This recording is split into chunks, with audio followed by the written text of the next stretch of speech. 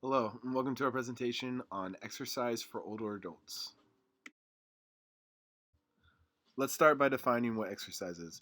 Exercise is a subset of physical activity that is planned, structured, and repetitive and has a final or an immediate objective of the improvement or maintenance of physical fitness, versus incidental day to day activity such as housework, which occurs throughout the day and is usually in low intensity, but sometimes it can occur in moderate intensity, usually for small periods of time that is usually under 10 minutes. And it's not able to produce the same beneficial effects that is similar to exercise that is actual planned for physical fitness. And then the last definition is physical activity, which is defined as any bodily movement produced by skeletal muscles that result in energy expenditure. The expenditure can be measured in kilocalories. Physical activity in daily life can be categorized into occupational, sports conditioning, household, or other activities. What are some reasons to exercise? As age increases, so does our chance of mortality and developing conditions like cardiovascular diseases and type 2 diabetes. So, adults exercising regularly at moderate levels helped reduce the risk for developing diseases such as cardiovascular disease and type 2 diabetes. And in all women studies, they showed that those with higher physical activity levels had 40 to 50% decrease in cardiovascular disease and cancer compared to those with lower levels. Muscle strength and aerobic fitness greatly impact the ability to be functional and independent, and exercise helps both of these. Aerobic training alone is enough to produce a positive impact on health. And this is important because you don't necessarily need to have a weightlifting regimen or program in order to increase the benefit that you get from exercise. It will help, yes, with strength and other aspects, but aerobic training has been shown alone to help put positive effects upon the body. And for American adults over 50, greater than 60% have failed to follow recommended activity levels. So if you find yourself not being able to follow the recommended activity levels, don't be discouraged because many people struggle with this. Benefits of exercise. Here's a list of cognition benefits that occur in people 55 and older. Increased blood flow to the brain, improving auditory attention, improving cognitive processing speed, improving cognitive flexibility, and releasing BDNF. BDNF is brain derived neurotrophic factor.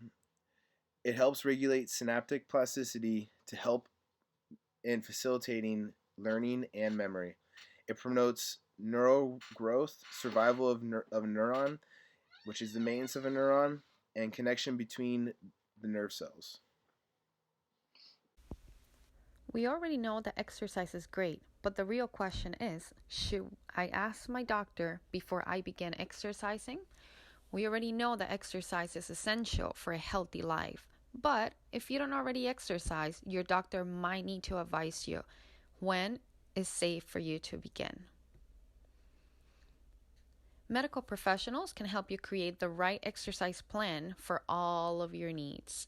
The entire team can help you pick the right plan, including rehabilitation physicians, physical therapists, physical therapy assistants, or personal trainers and fitness specialists that can help you ensure that what you're doing is the proper exercise for your health.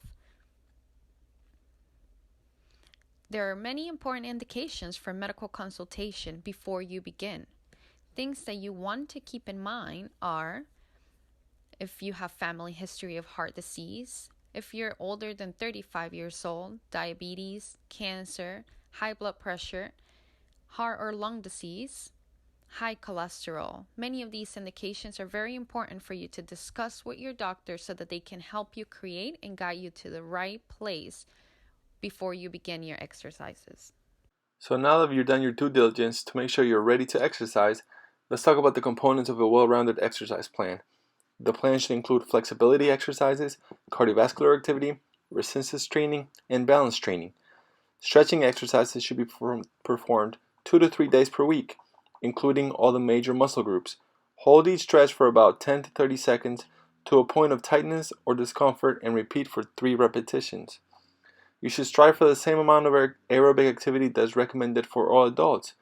That is, about 30 minutes of moderate intensity activity on 5 or more days, or 20 minutes of vigorous activity on 3 or more days, or a combination of both.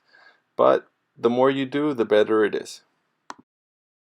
When it comes to resistance training, you should train each major muscle group 2 to 3 days per week. If you do 8 to 12 repetitions, you will improve strength and power. 15 to 20 repetitions will improve your muscular endurance. You should aim for about 2 to 4 sets of each exercise and allow at least 48 hours between your resistance training sessions. Balance training can improve your coordination and agility, and that can decrease your risk of falling and improve your overall quality of life. Some simple balance training to start off with: you can start with your feet close together. If that's too easy, you can try standing on one leg, and then you can incorporate different surfaces. These are some ideas of activities that you may perform in order to get all of your physical activity for the week. My personal favorite is to go outside, go for a run outdoors. I also really like to ride bikes. If you don't have the balance to ride a bike, you may also try a bicycle with 2 wheels in the rear. You can also get involved in activities such as racquetball, tennis, or golf, and this will be fun, and you're also getting your exercise. Aquatic and riding a bike are especially helpful if you have pain anywhere in your legs, as these activities are low impact. Yoga is an excellent activity to build strength and flexibility. So now that we have talked about how you can construct your exercise session, I'm going to talk to you about signs and symptoms that means you should stop exercising and possibly see your doctor. If pain in your chest or pain in any of these areas shaded in red occurred during exercise, this could mean your heart is not getting enough blood flow. The presence of dizziness or lightheadedness during exercise could potentially mean a lot of things. You should stop immediately, as this could potentially turn into a dangerous situation. If someone is available to check your blood pressure during exercise, you should stop immediately if the top number gets above 250 or if the bottom number gets above 115.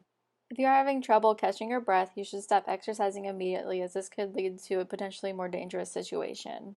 If you notice your heart rate is abnormally fast or slow, you should stop exercising, especially if it occurs with other signs or symptoms. If you have leg cramps that begin during exercise and then are relieved with rest, you should see your doctor to see if exercise is still safe for you. If you are feeling nauseous or your skin is cool and clammy, you should stop exercising, as this could mean you're working too hard or your environment is too hot. You should take the time to cool down before this leads to a potentially dangerous situation. If you are feeling unusually tired, you should not exercise that day, as this could lead to injury. Here is a written overview of what we just discussed.